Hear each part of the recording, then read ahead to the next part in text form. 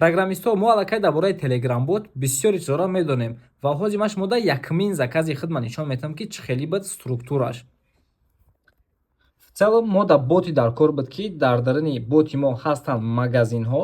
Ҳар як магазин бахча менеҷер дорад ва менеҷерҳо якчанда курьер доранд.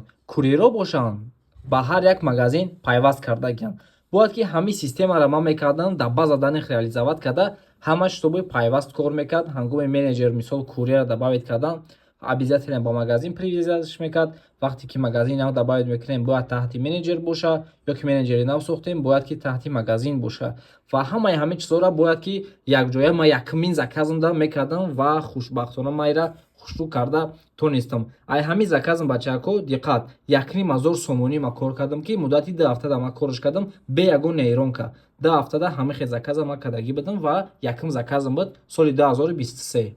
Ҳозир телеграм-ботҳо чизҳои даркорианд ва ҳамаи бизнесҳо корҳои худро ба воситаи онҳо автоматизатсия мекунанд. Ва агар ту сохтани телеграм-ботро аз ҳозир ёдгирӣ, шанс дорӣ ба доходи калон расӣ. Ман ба ту ҳамагӣ дар 3 дарси бепул сохтани телеграм-ботро ёд медиҳам. Ҳамаи дарсҳоро дар боти худ гузоштам. Ссилкаи бот дар профил.